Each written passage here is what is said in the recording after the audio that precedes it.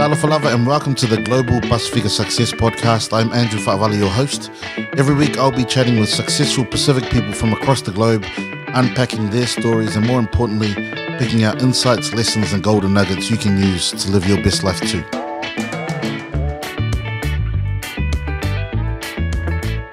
Welcome back to the Global Pacifica Success Podcast. So flattered today to have a good old friend of mine join us, Alex Fala. Welcome, bro. Hey, Andrew, how you doing? Yeah, good. So, firstly, I'd like to say, and I'm proud to say that I've known Alex for a long time. Me and Alex, we first met back in 1994 or something at a rugby tournament where he was the billet of my best mate, Filimone Lolohea. So you were at St. Pat's? That's right, yep. St. Pat's Hard, and I was at Auckland Grammar, and we met at that national tournament. But then our paths crossed again at the University of Auckland, where you were taking a BCom. Yeah, did BCom Accounting and Finance. Yeah, and I was there studying for a little while. But the funny thing is, you were raised in Wellington, and I was raised in Auckland. But you've got your degree out of Auckland University, and I've got mine out of Victoria. For me, it was wanting to change cities. I wanted to change the scenery, and we'll get into why you switched up. But just a little bit of background. So you've recently finished up from Vend, where you were the CEO.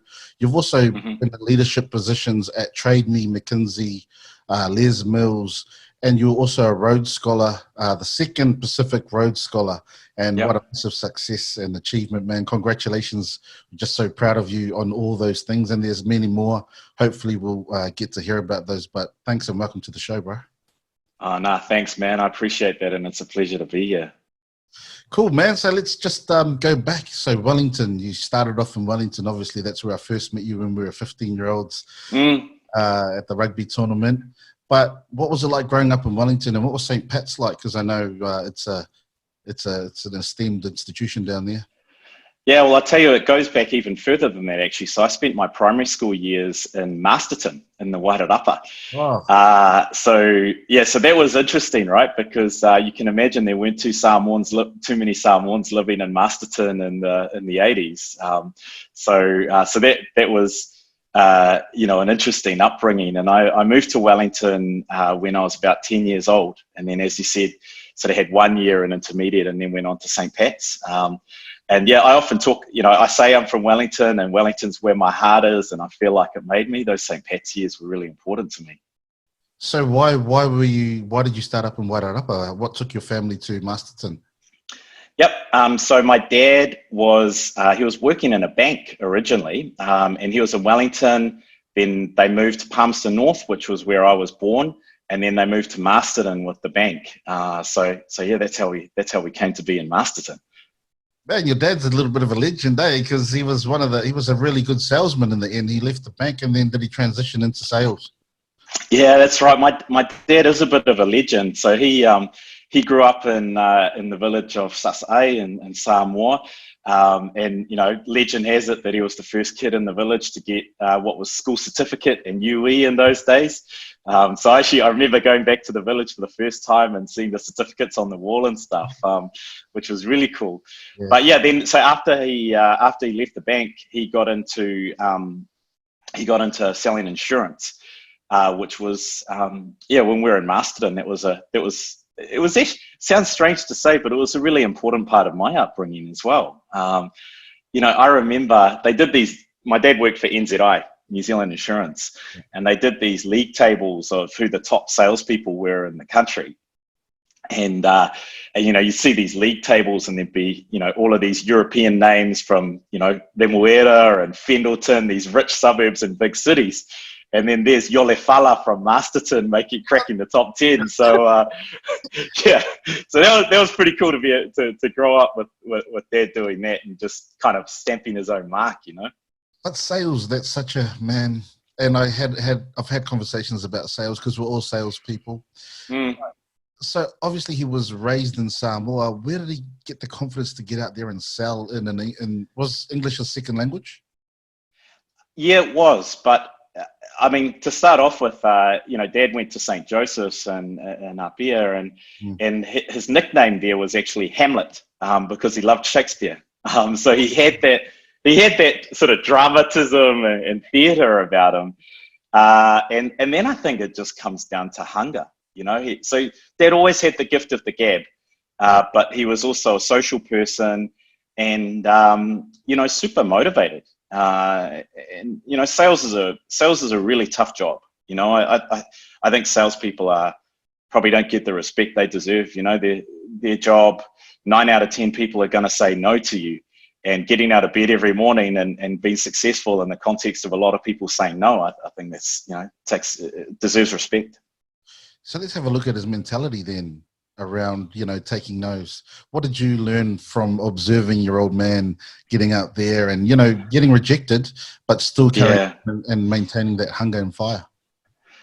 Yeah, I mean, I was really lucky because Dad exposed us to all of that. You know, we weren't going on sales calls with him, but we used to take, you know, we'd do the family road trips like lots of families, and we'd be in the car and we'd be listening to motivational tapes.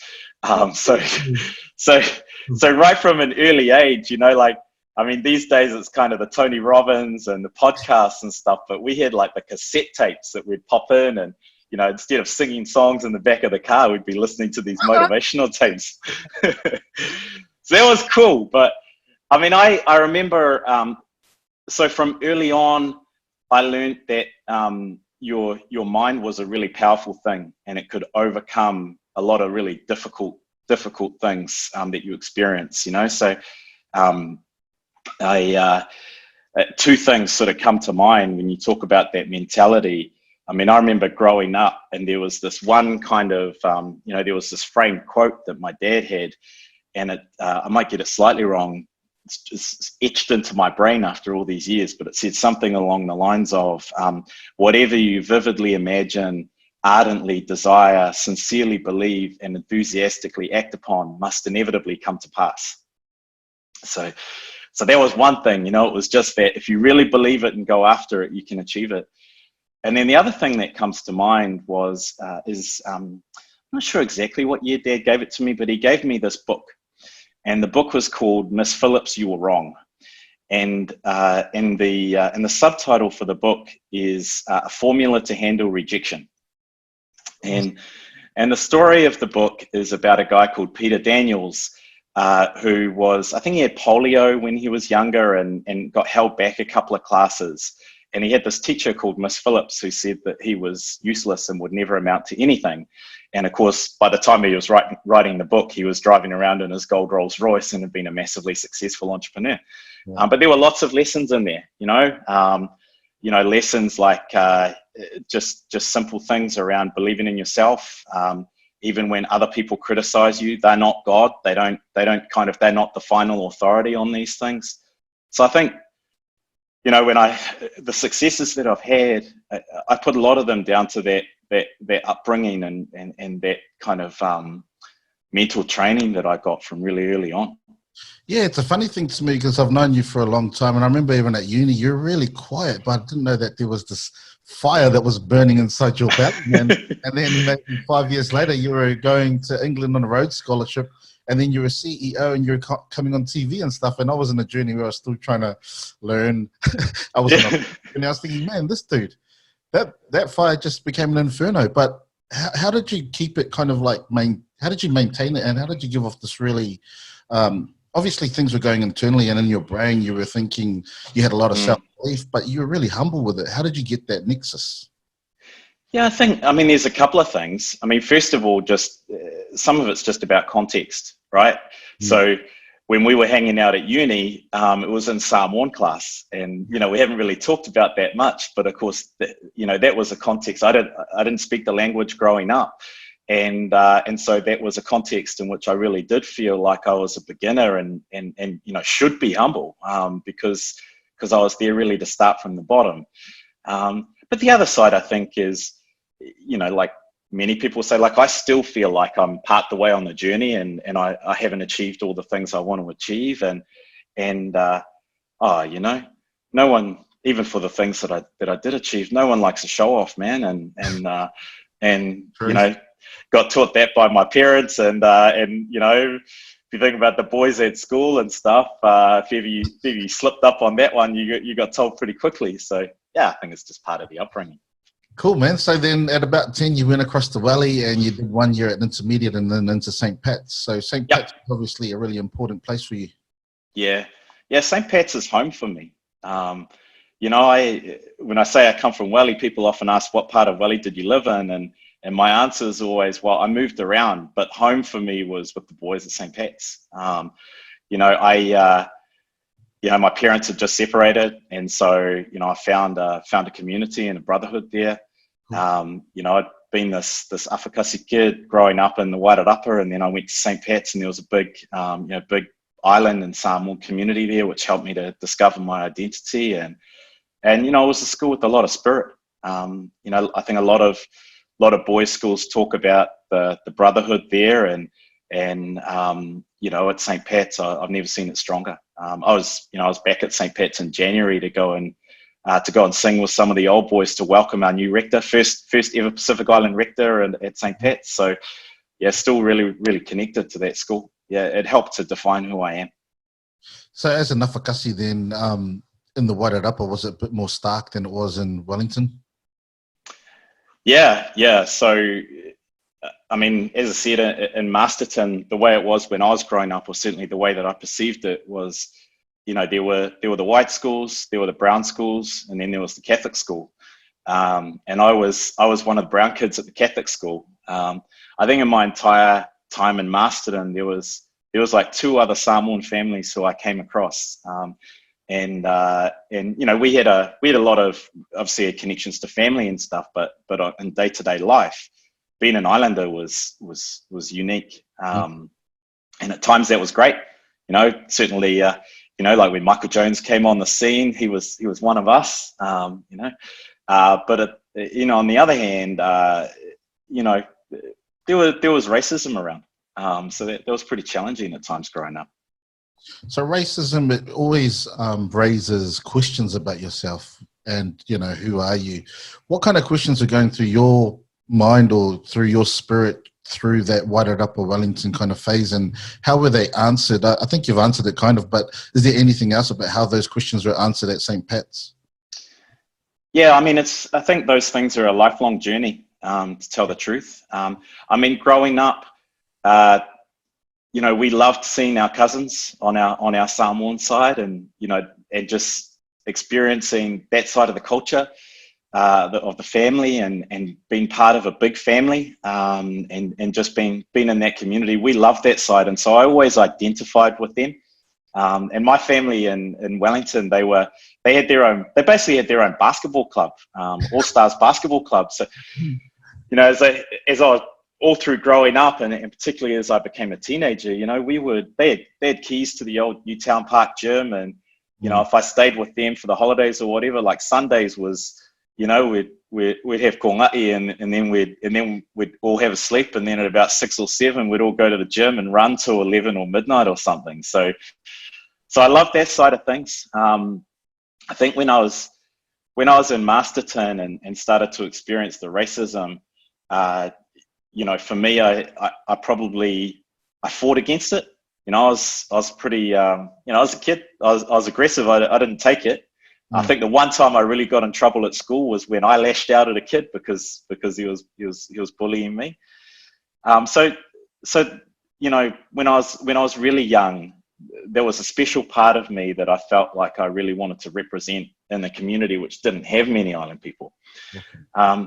So you can imagine then it was a bit of a shock when I showed up at St. Pat's and suddenly there's all these islanders. Yeah. And by the way, they were kind of, they were more deeply steeped in the community than I was. They spoke the language, and many of them had grown up together at schools with lots of Samoans and in the church and stuff like that. And so that was a bit of a shock to me. It took me a while to settle in and really feel like I was part of that. But that journey over my 5 years at St. Pat's, by the end of it, I really felt part of that brotherhood, and I felt like I'd learned a lot more about myself. Awesome, man. So why did you choose University of Auckland? That's a funny story. So I actually thought about moving to Auckland after sixth form, so year 12 these days, so my second to last year. We'd always come up to visit Auckland. I had cousins who lived in Otara, and loved visiting them. And there was just something about being in a bigger place that I liked. It kind of gave me the sense of freedom and opened my eyes. And so I'd always thought about moving to Auckland. But I loved my time at St. Pat's, so I stayed there all through to my last year at school. And then during my last year at school, I actually met my wife now. So she was obviously my girlfriend then, but we met during our last year at school. And she was I knew she was going to go to Palmerston North for uni, so I thought I was going to stay in Wellington so I could be a bit more close to her. And things were drifting along. Thought, I'll just stay in Welly. And then one day my dad just said to me, "Oh, hey son, what happened to you going to Auckland?" And I said to him, basically said what I just said to you, except for I mumbled a little bit and stumbled over it. And basically Dad didn't let me off the hook. He just said, "Nah, we don't, in this family, we don't drift. We make decisions." And so we talked about it. We spent a night basically yelling at each other and, a little bit of crying, a few tears. And by the end of it, I was going to Auckland. Holy. Yeah. And not because Dad had pushed me into it. It was because he wouldn't let me off the hook, just drifting. He forced me to make a decision. So for me, Auckland was really, I wanted a business career, and I wanted to be in a place where which was the commercial centre of New Zealand. I felt like I'd get better exposure there. And I also just wanted to challenge myself a bit more. I felt like I'd had a great 5 years at St. Pat's, but if I went to Vic, I'd probably be sitting around the Vic quad with the same guys who I'd sat around with at St. Pat's. So it was time to put myself in a bit less comfortable position. So in many ways, you've got a context and environment for building aspiration, and then you've got the internals for building aspiration. What were your actual aspirations at that time? Like maybe 17 to 18? Yeah, so when I went to uni, I was tossing up between being a marine biologist or an investment banker. So completely different things. Oh, yeah. But look, I decided, by the time I went to uni, I decided I wanted to have a crack at being an investment banker. And a lot of it was, I'd seen the movie Wall Street when I was a kid. That movie shows a whole lot of, it exposes a lot of the ethical issues with finance and Wall Street during the 80s. But what it also showed was the excitement of business. And the thing that I loved about the idea of finance was that you could kind of play at the top level. You weren't, you were looking at making big plays. And so that was exciting to me. And the other thing that was exciting to me was there's a character in Wall Street called Bud Fox, which is the Charlie Sheen character. And he's trying to break into Wall Street after growing up in essentially a working class family. His dad's a union leader. And when I looked at that Bud Fox character, essentially coming from nothing and trying to turn himself into something great, it actually reminded me of my father's story. Yeah, awesome. Coming from the islands and then building himself up and to being that top 10 salesperson. And so there was just something attractive about that. So that was the aspiration. It was always about doing big things. So that was what I wanted to do when I got to Auckland. So just, I guess this is a little bit of a tangent, but as a parent, right, father didn't let you off the hook. How are you not letting your kids off the hook? I'm keen to understand as a father of young kids. Yeah, same thing. I think with our kids, we try and teach them to be thoughtful. It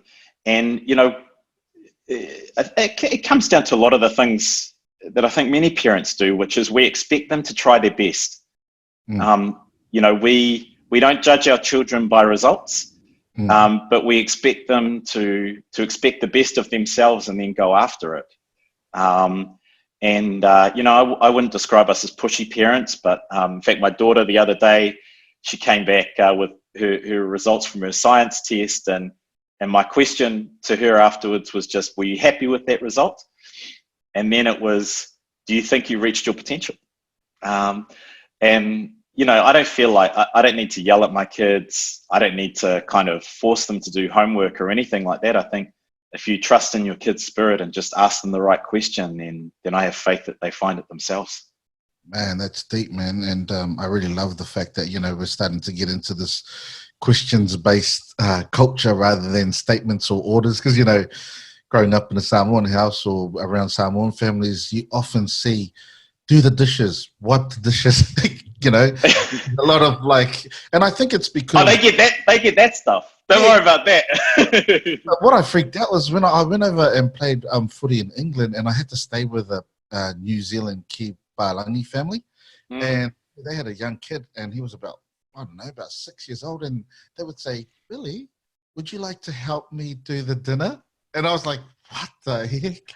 They're asking, and they're asking it for me. I was like, "Man, that was really mind blowing," and it was culturally kind of it was it really made me reflect on culture and try to understand it. And so that's why I've seen for our kids, questions is going to be the key. I know we do give statements and orders, and I understand the underpinning reasons why in Samoan culture you should already know your place. So do the jobs that align to your place in your family. Yeah. So it's cultural nuance, but I was really blown away by questions. So I love that you've come back to questions, and I even love just the fact that there's only 2 questions, for you. Yeah. I mean, look, the way that I think about that, I'm not one of these new age parents. I think sometimes people get too soft. Yeah. But I think of my role as, is to help them to set the standards, and then it's up to them to live up to them. But of course we all get things wrong as parents. I certainly do. I think we're all at risk of you don't want to beat your kid's spirit down either. So I just try and teach things as teaching, treat every experience as a teaching moment, and but at the same time kind of let them just live life and have fun. That's me, bro. So you're up here in Auckland University, you're doing the BCom. How did university go, and how did you end up, and what did you do after that? What was your first job, and how did you end up, in this crazy big plays world? Yeah, so university had its ups and downs, that's for sure. So I ended up getting a first class honours degree, which was amazing. So that you do an extra year after your BCom. But the way that the honours degree usually works is you do your first 2 years and then they invite you in. And I didn't get invited in after my second year. And I think this was where my dad and the piece of my dad in me came out, because I just went and talked to the people around the honours program and talked to the lecturers and basically said, I want to be in. What do I have to do over this next year to get in? And then they told me, and then I just stayed in touch with them, made sure that I was front of mind for them. So yeah, that was really, so my third year was critical for me. That was the year where I made sure that I got the grades that I needed to get, and then they invited me into the honours program. So yeah, that was cool. So you did a Mrs. Phillips, you were wrong. Yeah, something like that. Yeah. The book came to life, bro. Yeah. Well, I just, I think there's many times when you don't. The thing that I've discovered in life is that, and this actually goes against some of what we're brought up to believe as Pacific Islanders, is sometimes, don't ask, don't get. And so you've got to ask for things. So I figured, well, I didn't get in this time, that's fine. But maybe if I ask and no one else has asked, there might be a loophole, or there might be an exception, or I'll find out what I need to do. There was just part of my approach to things, and it comes down to being that salesman. And I think one thing Dad taught me about sales as well is you're not necessarily selling the product. In many cases, you're selling yourself.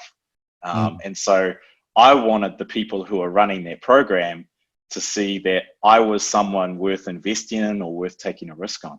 Yeah. I love that, man.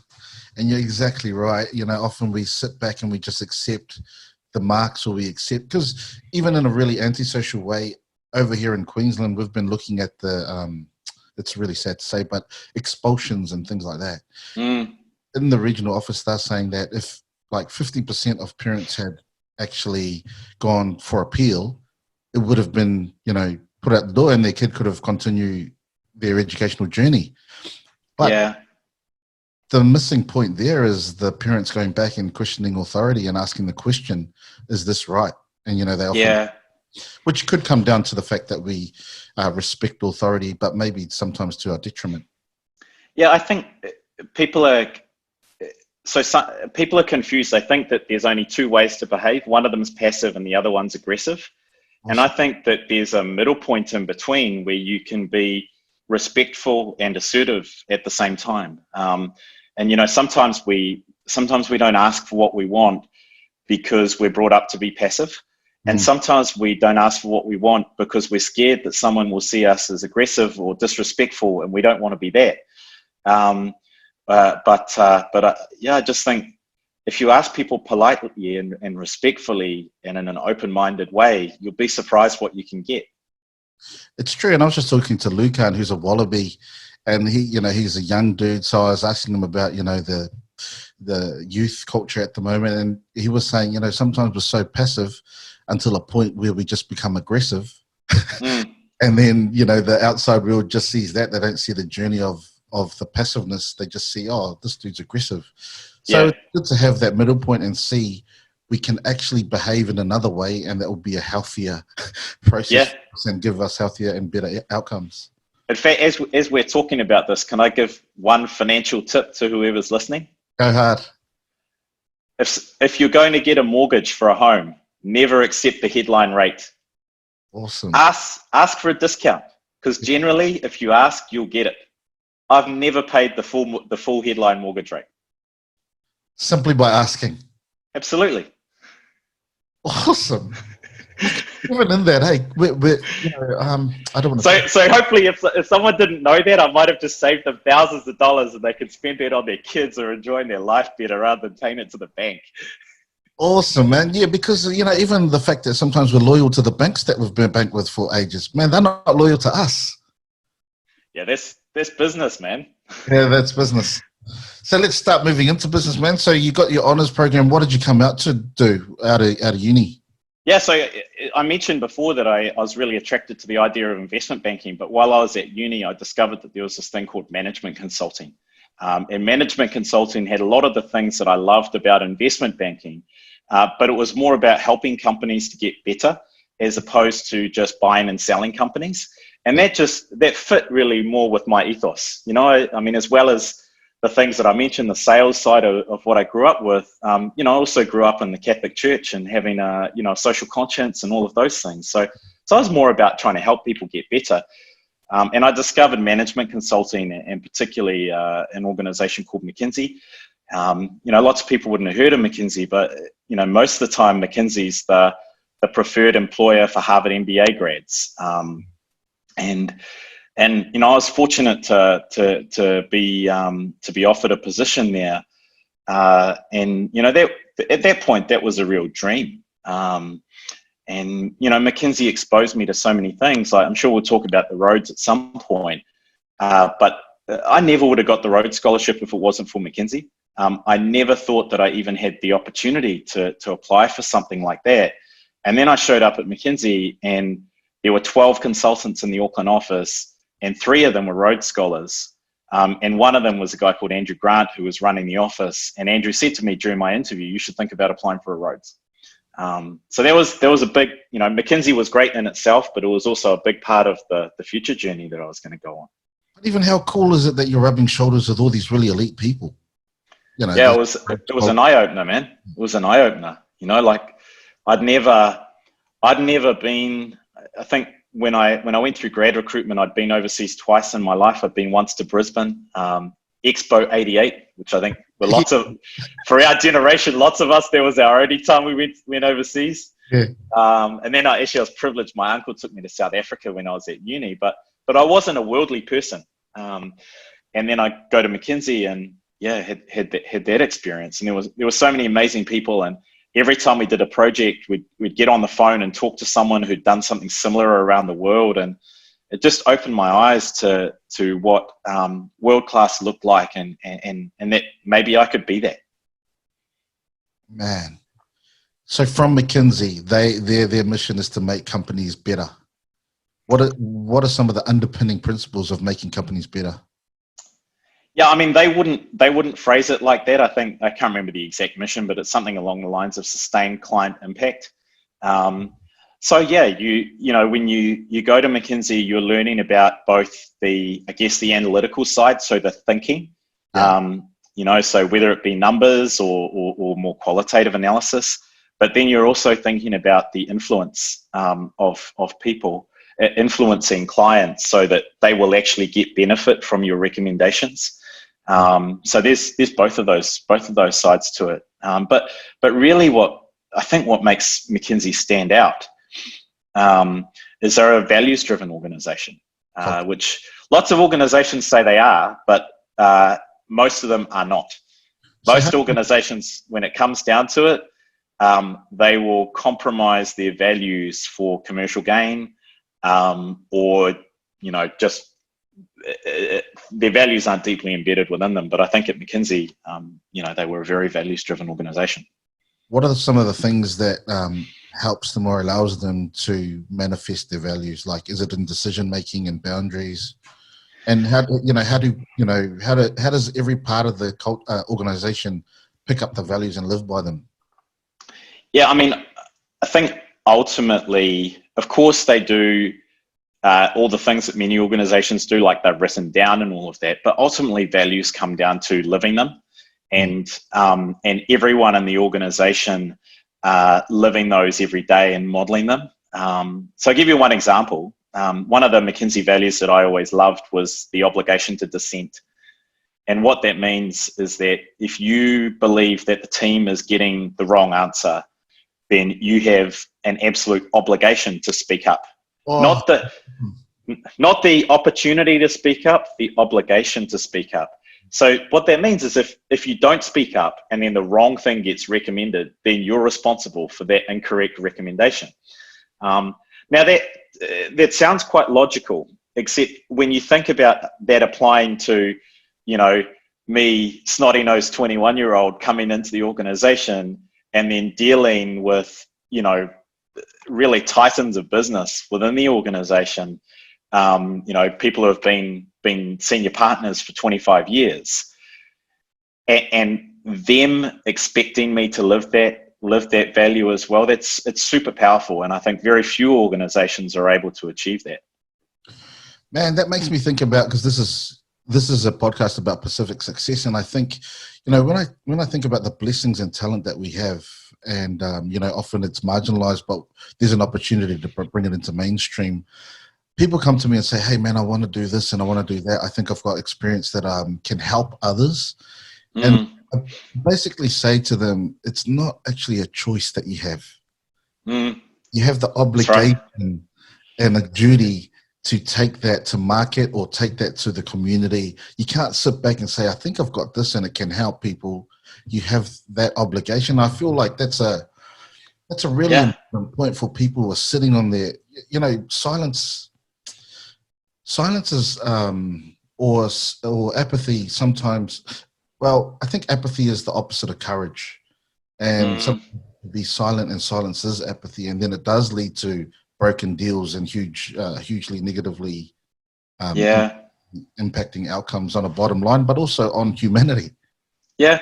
I mean, man, those of us who grew up in the church, we all heard the parable of the talents, and if you didn't grow up in the church, like it's Spider-Man philosophy, with great privilege comes great responsibility. If you've got something to offer to the world, I think it's your duty to offer it.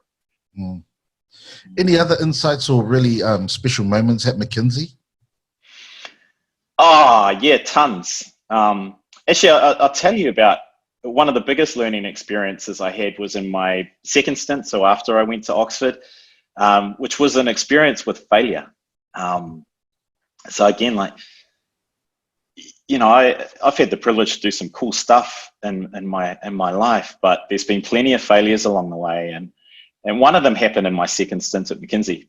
So we were doing a project. It was my first experience managing a project. And it wasn't going well. And I felt like I, as a manager, was failing.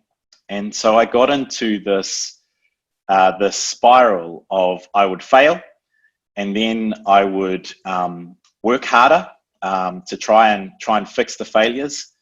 And so then I'd get, I'd lose sleep, be staying up late, lose sleep, which made me less productive, which meant that I'd fail some more.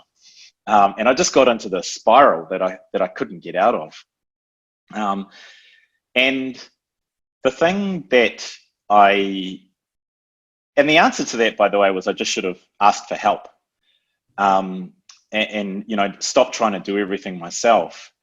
And the thing that I realized when I reflected on it later was that I had this deep-seated thing within me from my childhood, which was my dad would say, if someone, prove everybody wrong, right? Miss Phillips, you were wrong. Yeah.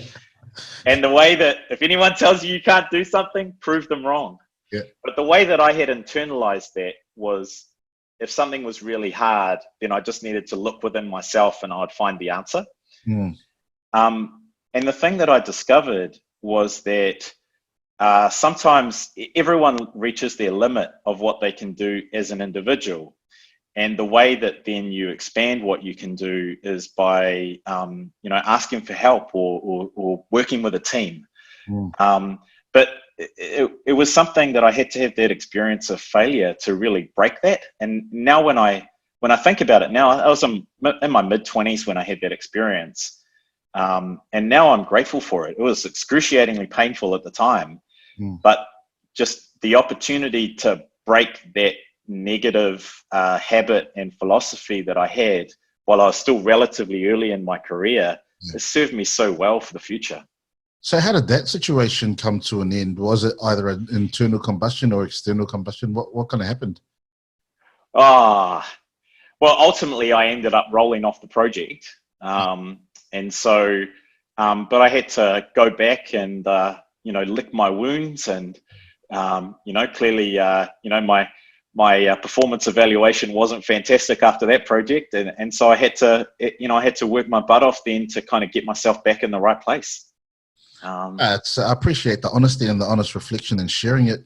I've got a Tongan mate who does organizational culture in Newcastle, and one of his frames is often people speed up to speed up, slowing down to speed up. And now we've got people breathing at times of like anxiety and at times of crisis, and they're just trying to oxygenate their brains and things like that. Yeah, sounds so true. Yeah, slowing down. And then the second part of it, which is why I was really interested in your questions thing, was he says they slow down to speed up, and you see the warriors when they get together and they breathe, and then after that, rather than making statements, they ask questions, because questions will then be conducive to a really good constructive conversation, and switches on the higher order thinking brain.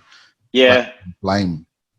Yeah, that's so true. I mean, statements are so closed, right? They limit options, and particularly after you've been through a difficult situation, you want to reopen your mind to opportunities. And as you say, that just helps you think differently. Yeah. So opportunities, man. You've been over to Oxford. I'm privileged, man. I've had Associate Professor Damon Salesa on the show. First Rhodes Scholar from the Pacific Community. And now I've got the man. What the heck? Congratulations. Oh, man, that must have been a proud moment for you and the fams. Oh, yeah. As I said, I never imagined that I could do that, and that I'd have that opportunity. But I tell you, one of the best moments of my life was after the final round of the Rhodes Scholarship. You go down to Wellington. You go to Wellington, and they have the interviews at Government House, and it's chaired by the Governor General, and they have all these accomplished people on the panel. Like one of the people on my panel was Alan Bollard, who was the governor of the Reserve Bank at the time. And then at the end of it, all of you who are in the final round, you're just sitting in this room at Government House, waiting for them to make their decision. And then I remember the Governor General came in, and she said, "I know you're all nervous, so I'm not going to prolong this. The 3 Rhodes Scholars are," and then, my name was read out. And that's probably one of the few times in my life when I've been speechless. But No, because you never imagine. Like for me, my model of Rhodes Scholar was David Kirk. Who he was captain of the All Blacks at the 1987 World Cup, and I didn't think I was one of those. And then after that, then they take you to a room and they say, here's a phone, call whoever you want to call. And man, calling my mom, calling my dad, calling my then girlfriend, who's now my wife. Man. And just, I remember calling my mom, and my sister was in the room, and I could hear my sister in the background going, is that Alex? Did he get it? Did he get it? And then she was just screaming. And, when I called dad, he was just silent. And, you think it's like when you hear the stories of when someone gets picked for the All Blacks for the first time, that was what that was like for me. Just if you think about all of the things your parents did and all of their hopes and dreams and that they have for their children, I'm tearing up even thinking about it now. And, it feels like you've given them that, one of those moments. That's beautiful, man. Mm. So you kind of think, oh, am I really a David Kirk? But what happens when you realize you are a David Kirk? In fact, you're Alex Fala, Rhodes Scholar. What happens when that realization hits you? Yeah, well, I probably still didn't believe it, even when they gave me the scholarship. But the time when I did believe it was when I got to Oxford. Awesome. Right. And, it's pretty intimidating when you go over as a Kiwi to Oxford and on, particularly on a Rhodes Scholarship, because you get together with all the other Rhodes Scholars, and particularly the Americans, like for many of them, like they've already been to Harvard or Yale or Princeton, and, they've been groomed for the scholarship, and that's quite intimidating. And when you meet them and you realize that, first of all, many of them are just like you, and in some cases, they're not living the sort of values that you would want to live. They're self-promoting, they're promoting themselves, and they're not actually anything, they're not actually anything better than you. Like those things they give you a lot of confidence. When you realize that you are one of those people, man, like that's life-changing as well. And, there's a lot of talk around sense of belonging and, making sure you're fitting in. And we're trying to create systems that are different, that people can have that because it's so important. How did you get your sense of belonging in Oxford and, in the UK and the Northern Hemisphere around, in a small, is it a small town? Yeah, it is. Yeah, and it feels even smaller than it is because, there's a university. They talk about town and the gown, the town people and the university is kind of the core of the centre, but it feels very, very small. Yeah. So how did you get your sense of belonging there? I think I used to call it Planet Oxford. It was like you were on a different planet. Yeah. And so for me, I just embraced it for what it was. I was like, this is not going to be the same way as I've lived in New Zealand, and it's probably not going to be the way I live for the rest of my life, but just revel in the opportunity you've got to do something that few people get to do, and that's very different from what you've ever done before, and just soak it up. That was sort of the way that I approached it. But look, having said that, I was, funnily enough, I switched out one of my papers and did a thesis, and actually ended up doing a thesis on Fala. So I did a development economics class, and I had this professor who was, he had been studying Tanzanian funeral societies. And he'd looked at them and had found that you could model them using game theory, a repeated game. So, if anyone's seen A Beautiful Mind, it's effectively applying that thinking of game theory to the way that culture works. And when he was talking about that in the lecture, I realized that it also almost perfectly described the way that our culture works. Wow. And so I thought, okay, I can do some study on this. And through that, I can almost model out how our culture might evolve when you transplant it from the islands and put it into different conditions in New Zealand. So yeah, even while I was at Oxford, I had this opportunity to kind of apply a completely different way of thinking to, to some questions that I had in my own mind. So what did your thesis find and what did you conclude? Oh man, it's a while ago now, but I think the scary thing was, so I'm trying to remember now. So one of the things that it shows is that when you come into a Western society, you end up with greater income inequality, right? We can see that in Western societies. And the challenge with that is it means that people have got different incentives to contribute to the community, because you end up with some people who don't contribute at all or can't contribute in many cases, and other people, and in many cases the people who have got the most options, are expected to contribute the most. And so the danger with that is it can lead to the disintegration of the community, because the people who are most privileged say, well, I'm giving too much and I'm not getting enough out of it, and so therefore I'm not going to be part of it. So that was one learning. But the other side of it, and the more optimistic side of it, was the more people value things other than money, that mitigates the risk that I'm talking about quite significantly. And so for me, the beautiful conclusion out of that is to say that there is risk for our community, but the way that we hold it together is by appealing to the deeper meaning of our customs. And that is things like love and reciprocity, all of those things which help to shape the community in the first place. Because if you can give people that sense of meaning, then the economic inequalities don't matter so much. Yeah, because everyone has the opportunity to contribute with alofa. Everyone has the opportunity to have a lens and an approach that fosters reciprocity. And capital, or the economic contribution, is just one of many contributions that are valued within our society and communities. Yeah, so look, and a lot of this just comes down to, I think, our customs in their purest forms. Like when they are all about alofa, then everyone wants to be a part of that.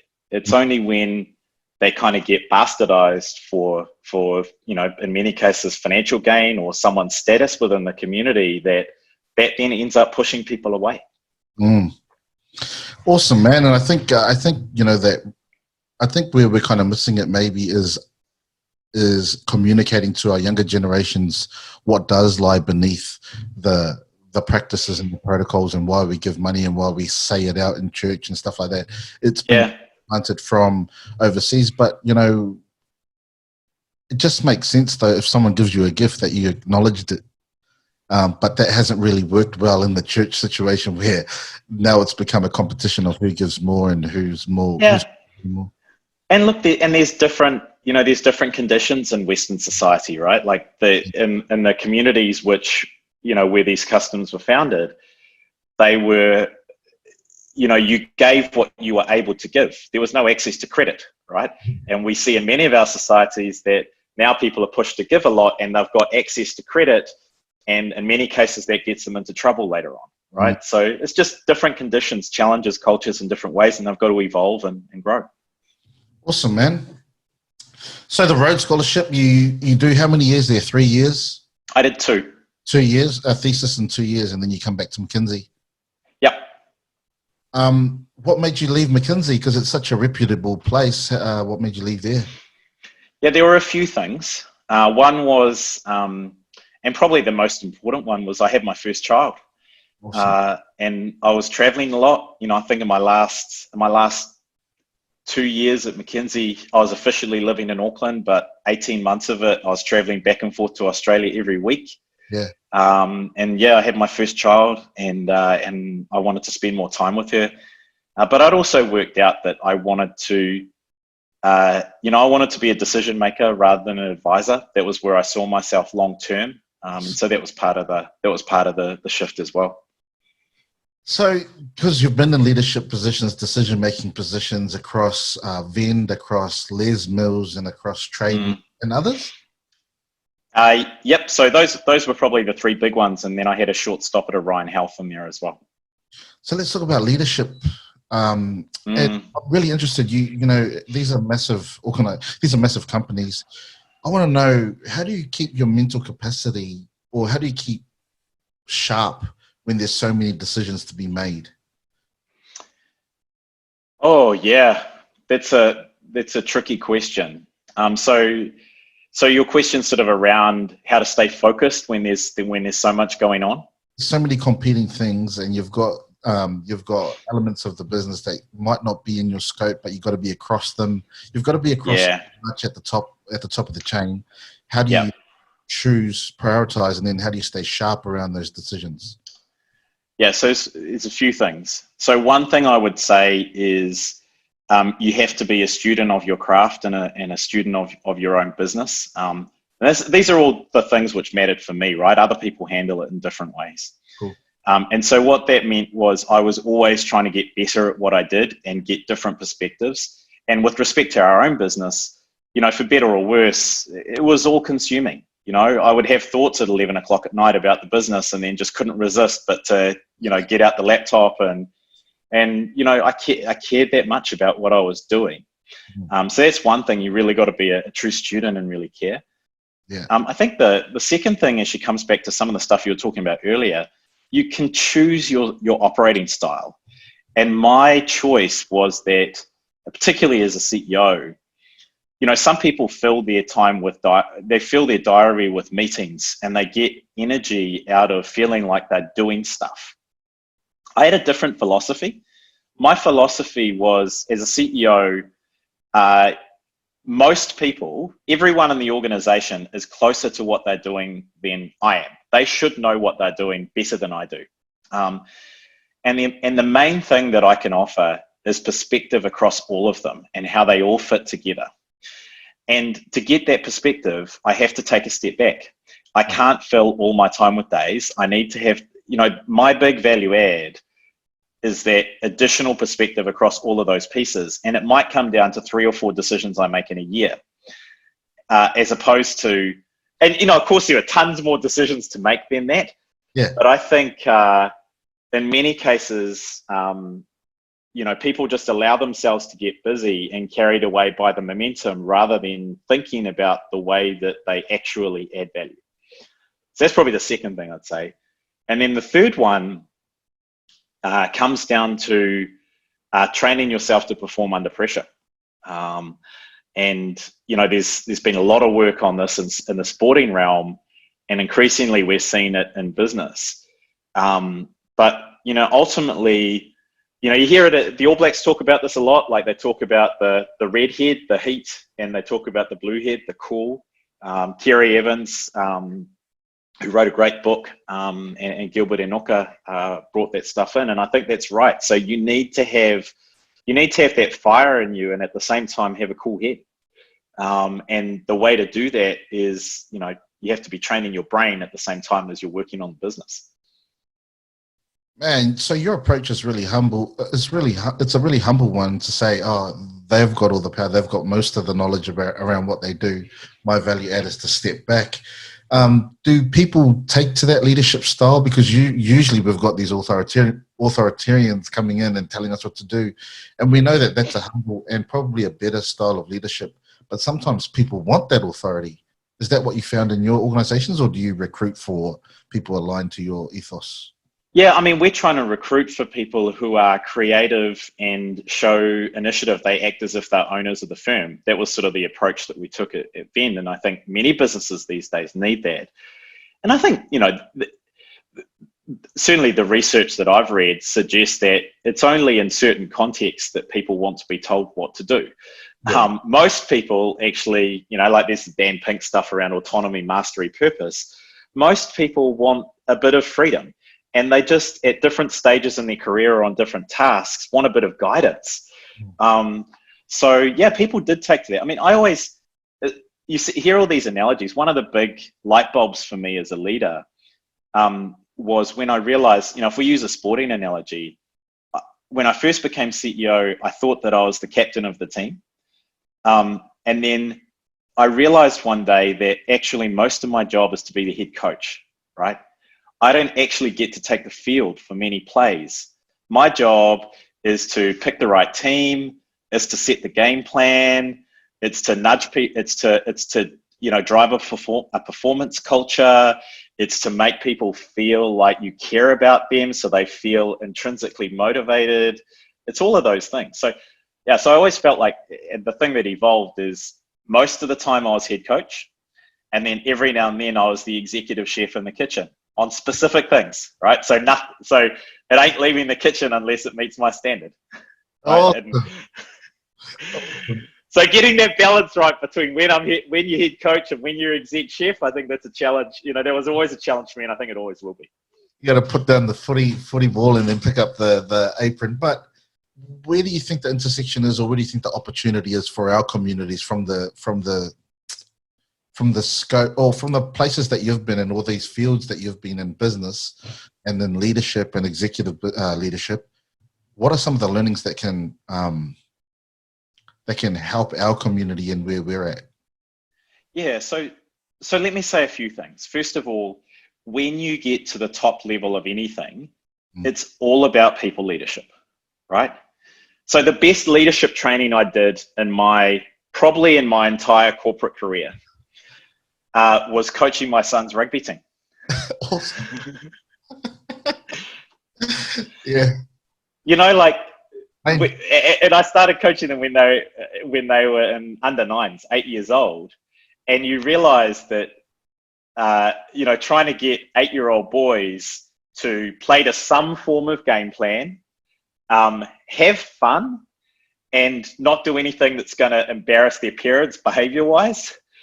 You learn a lot about it. It really breaks leadership down to the basics, and so the thing which people in our community should take out of that is that all of those skills that they learn in sports or leading the chants at school or in the church, those are actually really critical leadership skills for business leadership. And so when I think about Pacific people succeeding in business, I usually think to myself, you've got so many of the hard things, and the thing that our people often need to focus on is just doing some of the basics, because unfortunately you'll never get the opportunity to do that if you're not numerate, literate, actually study hard and do well in school and make sure you've got those basic requirements in place. So that's the aspirational side, is that the skills are there. My heart still breaks when I think about the amazing leaders who I grew up with, who ultimately have ended up in jobs or in their adult lives, not being in an environment where they can exercise those amazing leadership skills. So I'd love to see more of that. That's truth, and that's knowledge bombs, man. Because we have innately, and our culture fosters the things that can make us successful. Yeah. And I think, the other thing that I would say about business in particular, I think in our community, many people and many of our people still have not really been exposed to much business. And so it's easy for them to think that business is a whole lot of, boring old white men in grey suits sitting in cubicles. And that's not what it's like at all from my perspective. Business for me, it's a creative outlet. So much of business success these days is about creativity and innovation. It's also a competitive outlet. I played lots of sports. We played sports together. There's still that piece of me that says, man, I'm never going to play for the All Blacks, but this is my shot at the world. And so it's a competitive outlet. And it's also a team sport if you're doing it right. The opportunity to build a team and just do big things with a group of diverse, but also diverse people who have a common purpose, and that's a special experience.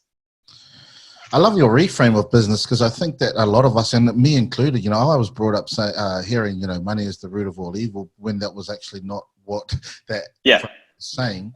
And saying, there's a scoreboard there. The scoreboard we only see often is money. I think, yeah, good school, because money is a byproduct of a value exchange, right? Oh, absolutely. Absolutely. You know, when I talked about what I was at Vend, I was trying to build a remarkable company. And the way I always spoke about it was that means we need to be successful in the market and deliver a commercial return for our shareholders. It means we need to do the right thing by our customers and really add value to them. And it also means I'm trying to create career-defining experiences for the people who work there, right? That to me was success. That's what a remarkable business looks like. Wow. Oh man, that's awesome. So under that, what were your main values? At the company or personally? To create a remarkable organization, what were the values that were going to drive you to that remarkable space? Yep. So we were, just for context, we were providing software to retailers. And so we talked about 4 values. One of them was delight our retailers. Another one was make the impossible happen. So that was all about being bold and thinking big. The third one was act as an owner. So never think that you have to do the right thing by the company. Always put the company ahead of your career or your individual benefits. And at the same time, spend the company's money as if it's your own and all of those things. So act as an owner. And then the fourth one was bring your best self to work. So we wanted people to bring their whole selves, but we also wanted them to continue to grow. And, if at home you leave the dirty dishes on the side of the sink, then don't bring that part to work. Those were the 4 values at Vend. Man, I love it. And I'm really interested in high-performing teams and high-performing companies. Like I've mentioned, I went from seeing business as just about money and making money and greed, and now I'm actually entering into this phase, and we've talked about it outside of this, where I'm really excited to learn more from you and really excited to have this chat because of those interests that I have personally. On a more personal note, man, so what's your favorite, what's one of your best achievements, and then I'll ask about what's maybe one of your most disappointing events. What's your favorite? We'll talk about, honestly, my best achievements are genuinely my marriage and my children. And I've always said to my wife that that's the one thing that, if ever business was threatening that, then I'm out, family first. So that's really true for me. I think,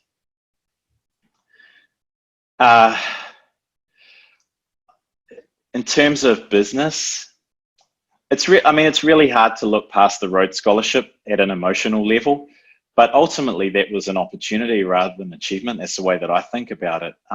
Look, I'm proud of the way that I developed the business at Vend. Vend had a great start, but it also needed to evolve to Act 2. And during my time at Vend, I'm proud we had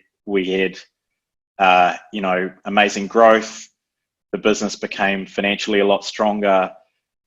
During our time there, 90% of people in the company would say that they would recommend Vend to a friend, and they were proud to work there. And all of our customer satisfaction scores went up by like 20%. So, I'm the entirety of that struggle and ultimately the progress that we make. I'm proud of that. Well done too, and congratulations for where you've taken it, and I look forward to the next phase. Just a bit more of a lighter note, 3 people that you'd invite to dinner. Man. To those ones, you know what I mean? Oh, okay. 3 people. So one person who comes to mind is Dr. Dre. I'm just going off the top of my head here. Dre Day. I like the music, but also I just find I think he's super interesting. He is, eh? He had a really interesting, coming from the hood and then being super successful, but also the way that he's such a perfectionist. Like that to me is really interesting. I'm not picking like the people who are my idols. I'm saying the people I just think would be super interesting. Who else would I pick? Oh man, the great social leaders of the past. I'd probably pick Lincoln, Abraham Lincoln. because I think his story is a lot more. Everyone knows about him, you know, the role that he played in the Civil War and the emancipation of slavery. But I think it's a much more complex story than that. You know, he evolved his position over time, and the way that he led a team. You know, there's sort of a famous thing about Abraham Lincoln where he, and they call it a team of rivals. He brought together all his political rivals and molded them into a team. I don't know. I just think that's super interesting. Cool, yeah. And who's the third person? Man, I'm missing so many people here. I'd be super interested to talk to the current Pope. Hey, that's at least a tie, I reckon. Yeah. One of them too. Yeah. Well, the thing that I love about what he's doing is, I think a lot of the time, you know, the Catholic Church gets associated with social conservatism, you know, so issues like abortion and, you know, gay rights and those kind of things. But to me, the Catholic Church that I grew up in was all about care for the poor and the less well off. And those were the values that I took out of my upbringing. And I think, you know, the current Pope has brought a lot of those things back to the forefront. So I think that's super interesting. That's awesome. Yeah. So there's three. I don't know if that all get on, but they'll be interesting. So maybe you could play Chronic 2001 to the Pope. Yeah, exactly. Circus beats my drain. Oh man, awesome. I'm gonna regret that answer. No, all good, bro. And lastly, man, just to wind it down, what advice would you give people coming up, or maybe even to personalize it, your 20-year-old self? Yeah. Whew. I mean, to my 20-year-old self, the things that I would say to that person are the thing that 20-year-old should keep is that drive and that fire within. The things that they should know that I wish I'd known were different were, one, that my identity is a strength, and, you know, I should, you know, certainly for everyone listening out there, culture is a strength. Never feel like you need to hide your culture in a business context. For me, it's made me unique and different, and I think that's helped create opportunities for me. And I didn't realize that so much when I was 20.